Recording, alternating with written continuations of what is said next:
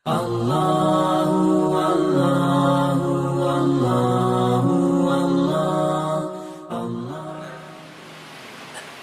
Di antara kata non-muslim dan kafir itu kata mana yang lebih kasar? Kata berdasarkan pedoman Al-Quran. Ya, kalau nak diartikan bahasa masih lemah kafir. Kafir itu menunjukkan bahwa kau itu hati kau itu nolak yang digawa oleh Nabi Muhammad. Wong kafir itu adalah orang yang hatinya tertutup untuk menerima Al-Quran, untuk membenarkan Nabi Muhammad dan menerima syariat Islam. Hatinya tertutup. Yang hatinya tertutup itu namanya kafir. Kufur, orangnya kafir. Kalau non-muslim, muslim itu artinya yang selamat, non itu artinya tidak.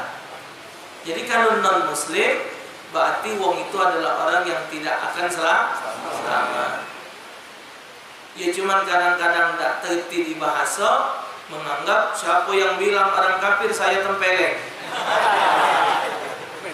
Tangani lakuan tuh. Tak tangani malaikat. Ya yang nyebut orang kafir itu siapa? Allah.